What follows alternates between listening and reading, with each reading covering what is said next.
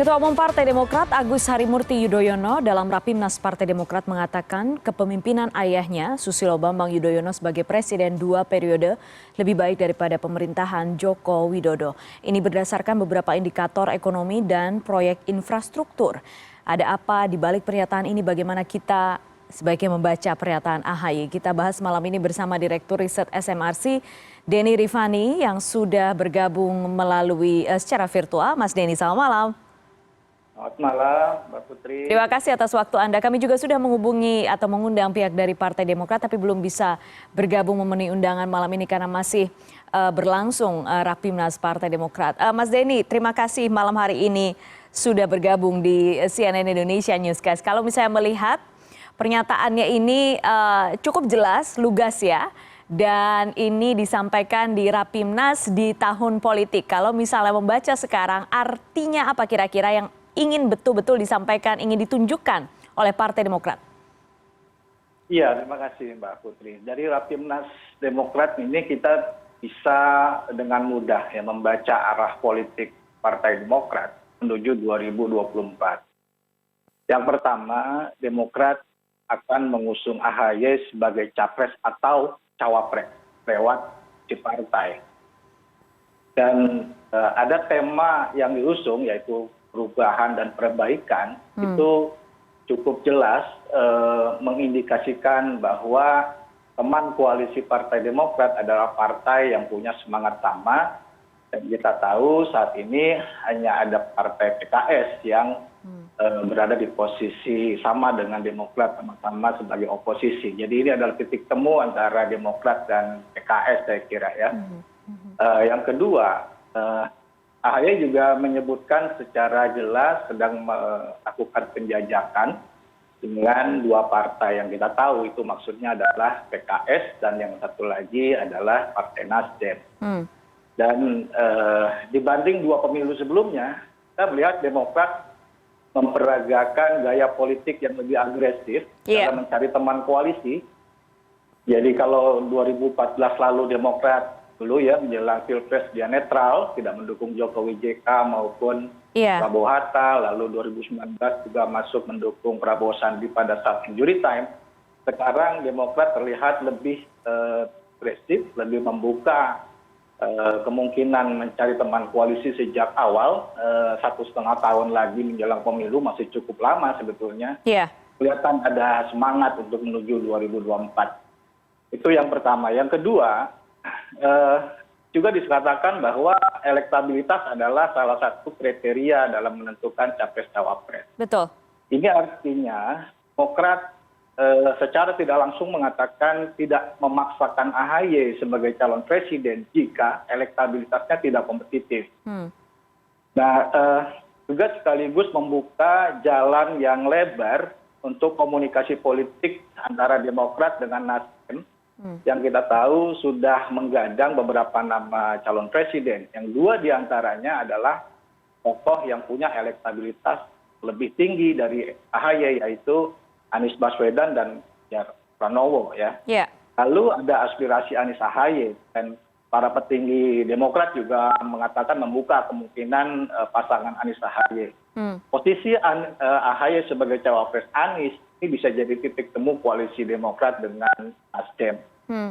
Dalam situasi ini saya kira Nasdem akan cukup punya pengaruh menentukan arah koalisi partai. Dan terkait dengan pernyataan AHY dalam Rapimnas tentang capaian-capaian di masa pemerintahan SBY, kita dengar misalnya ada kalimat rakyat rindu SBY dan pemerintahan Demokrat. Itu saya kira merupakan upaya Demokrat untuk mengembalikan memori rakyat tentang pemerintahan SBY dan kejayaan Demokrat pada masa sebelumnya. Kita tahu SBY pernah jadi presiden 2 periode dan Demokrat adalah partai yang pernah menjadi pemenang dan SBY adalah tokoh yang sangat penting bagi Demokrat.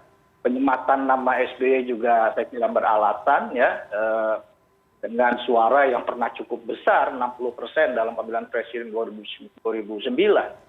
Dan itu saya kira adalah upaya untuk menarik dukungan publik untuk merebut dominasi pemerintahan Jokowi dan PDIP. Oke, berkaitan dengan pernyataan yang dimunculkan dalam Rapimnas, kami akan ulang lagi beberapa pernyataan yang tadi mengutip dari Anda, Mas Denny, dikatakan pernyataan ini termasuk cukup agresif ya dari Demokrat yang sebelum-sebelumnya. Kita lihat sama-sama.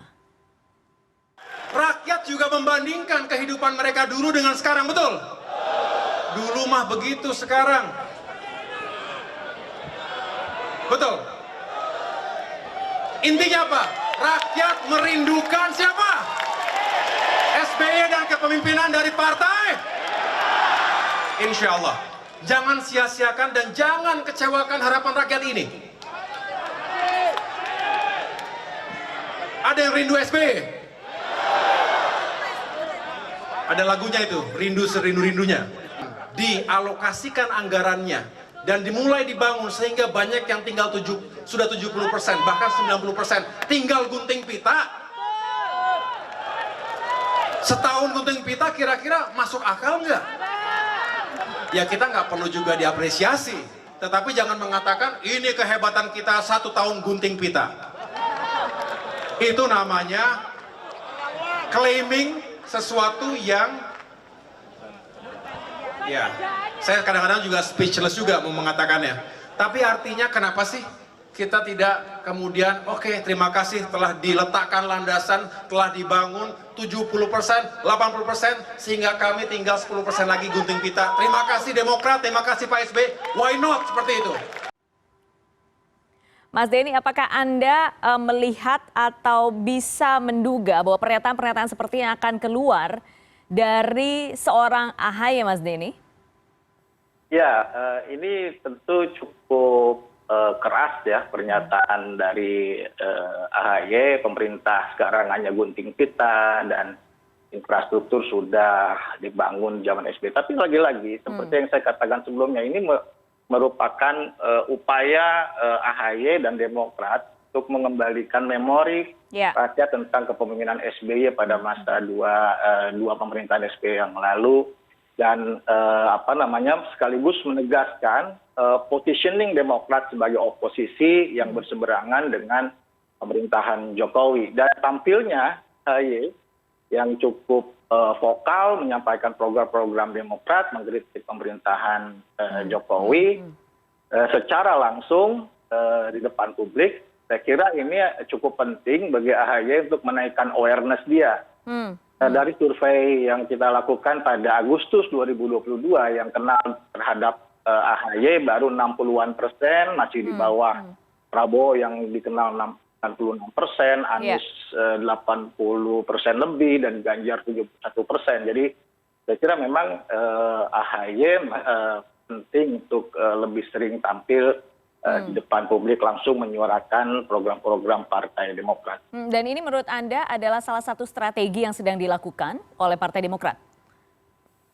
Iya, tentu saja kita bisa membaca artinya untuk jelas ya, sepertinya akan memperjelas warna gitu. Jadi memperjelas warna karena selama ini Demokrat mengaku oposisi tapi di beberapa kasus ambigu ya, tidak secara terang-terangan memperjelas statementnya, tidak secara terang-terangan menunjukkan keberpihakan atas 1 atau 2 isu. Tapi kalau misalnya sekarang menurut Anda ini momentumnya memang? Ya, betul sekali. Dalam beberapa kesempatan kita bisa melihat Demokrat tidak tidak ekstrim atau sekeras sekarang dalam menyatakan kritiknya terhadap pemerintahan Jokowi. Ini saya kira salah satu yang cukup tegas dinyatakan oleh Demokrat, dan itu saya kira juga hasil bacaan mereka selama ini bahwa posisi yang tegas mungkin itu dianggap diperlukan dalam posisi sekarang. Pengalaman dulu Demokrat umumnya agak terlambat begitu mencari teman koalisi. Kalau sekarang sudah jelas Demokrat sudah 2 periode menjadi partai oposisi, dan saatnya sekarang kira-kira begitu ya, ada semangat untuk mengambil dominasi dari pemerintahan Jokowi dan PDIP. Dan kita juga melihat chemistry Demokrat dengan PDIP itu tidak terlalu baik, kira-kira begitu, juga tidak ada kemungkinannya sangat kecil untuk Ya. bisa berkoalisi dengan PDIP, dan kelihatan sudah ada statement juga koalisi yang mungkin adalah dengan PKS dan Nasdem. Saya kira itu yang akan dipertegas oleh Demokrat. Nah, cuma memang harus agak taktis begitu ya, karena ini sangat bergantung pada Nasdem yang sejauh ini masih punya kemungkinan untuk menentukan arah koalisi partai-partai yang ada.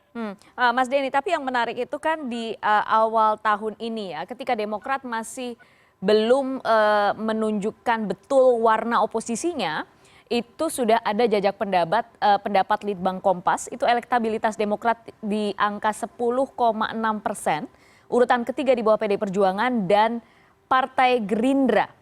Jadi kalau melihat angka ini, apakah kemudian ketika sekarang sudah jelas menunjukkan itu akan menjadi memberikan keuntungan bagi Partai Demokrat atau mungkin sebaliknya? Iya, pemilih kita sangat dinamis ya, situasi dukungan terhadap partai politik.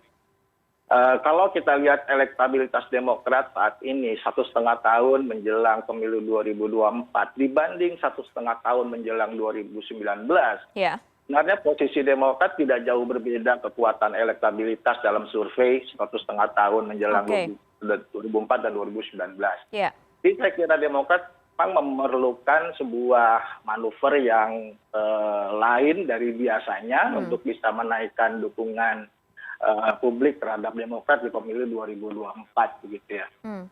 Oke, dan ini menjadi salah satu cara yang ditempuh oleh Partai Demokrat. Apakah kemudian ini juga menunjukkan bahwa ada seperti rebranding yang akan dilakukan oleh Partai Demokrat? Kita tahu Pak SBY, kita tahu politiknya santun, bahasanya terpilih, kata-katanya juga diatur dan tidak pernah secara agresif menyerang lawan politik.